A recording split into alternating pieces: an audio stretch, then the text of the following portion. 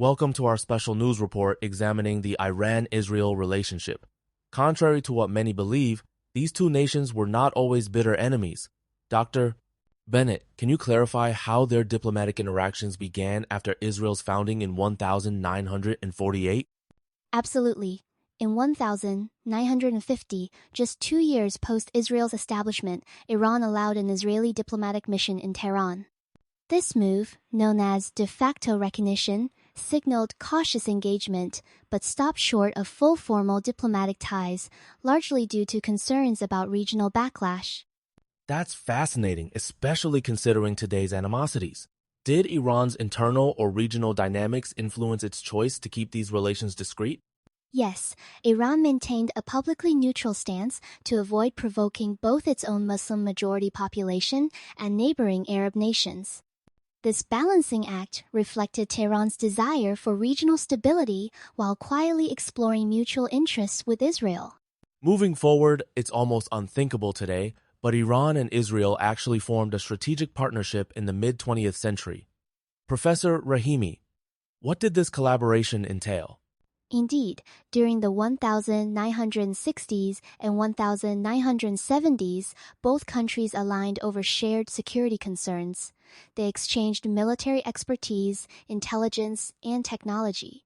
For example, Israel assisted Iran's defense industry, while Iran provided Israel with vital oil supplies, a classic case of the enemy of my enemy is my friend. That sounds reminiscent of unlikely alliances in history. Was this partnership primarily aimed at countering Arab nationalism, especially Egypt's influence under Nasser?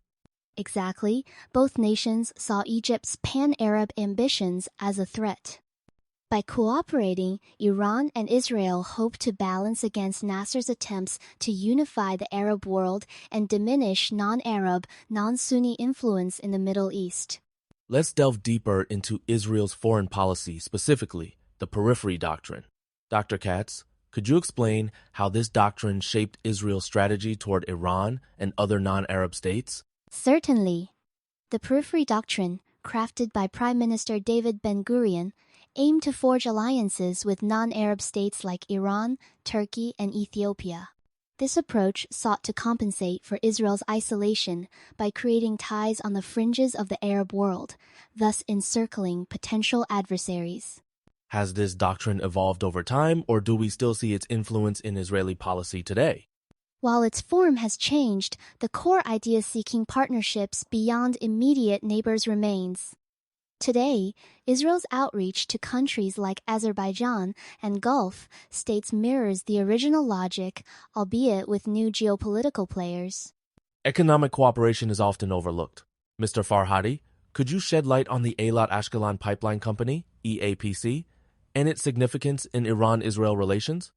Certainly, the EAPC, built in the 1960s, was a joint venture to transport Iranian oil to Israel, circumventing Egypt's Suez Canal blockade. This pipeline not only secured Israel's energy needs, but also allowed Iran access to European markets, illustrating pragmatic collaboration despite political sensitivities. Are there comparable examples elsewhere where economic necessity overrode ideological boundaries? Absolutely. Think U.S.-China trade during the Cold War. Mutual benefit often trumps ideology, as seen in this pipeline's role in quietly sustaining Iran-Israel ties during tense periods. Now, let's turn to covert aspects. Declassified CIA documents have unveiled extensive intelligence and arms cooperation. Dr. Weiss, what did these documents reveal about the depth of their relationship? The files show that Israel supplied Iran with armaments, technical support, and assistance in developing its defense industry. In exchange, Israel received much-needed oil. These transactions were carefully hidden to avoid international scrutiny and domestic backlash. How did this cooperation benefit both sides' strategic positions, especially during the Cold War era? It allowed Israel to strengthen its fledgling defense sector while Iran modernized its military. Importantly, it also fit U.S. interests by balancing Soviet and Arab power in the region, a classic example of geopolitics shaping unconventional partnerships. A seismic shift occurred with the 1979 Iranian Revolution. Ms. Shapira, how did this upheaval impact bilateral relations? The revolution transformed Iran from a monarchy to an Islamic republic, drastically altering its foreign policy. Tehran severed ties with Israel, closed its diplomatic mission, and adopted openly hostile rhetoric, positioning Israel as an adversary and aligning more with Palestinian causes. Did this ideological shift also exacerbate tensions with the United States? Absolutely. The new regime's ideology framed Israel and the U.S. as symbols of Western imperialism. This rhetorical escalation laid the foundation for decades of antagonism, even as some covert interactions persisted out of necessity. Despite the rupture, Iran and Israel avoided direct conflict, turning instead to proxy wars. Colonel Levin, how did Iran's support for groups like Hezbollah and Hamas reshape the regional battlefield? Starting in the early 1980s, Iran funneled resources to Hezbollah in Lebanon and later to Hamas in Gaza. These proxies became Iran's indirect tools for confronting Israel, providing plausible deniability while escalating the conflict to new fronts. Did Israel adopt similar strategies to undermine Iran within its borders? While more limited, there are credible reports of Israeli support for Kurdish separatists and dissident groups inside Iran, mirroring Iran's own playbook. The shadow war has seen cyber attacks, assassinations, and intelligence operations on both sides. Nuclear capabilities have long shaped the calculus of war and peace. Dr. Gold, how did Israel's alleged acquisition of nuclear weapons alter the dynamics with Iran? Israel's nuclear development in the late 1960s introduced a deterrent that made direct war far less likely. Iran, perceiving this as a threat, intensified its own nuclear ambitions, sparking a regional arms race and shifting both nations toward indirect, deniable confrontation. Are there parallels to other regions where nuclear capability has staved off direct conflict?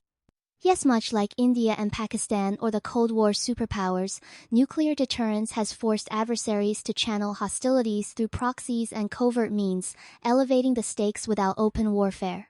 The digital era has changed the nature of covert operations. Dr. Sharif, how has the proliferation of information technology exposed previously deniable proxy activities?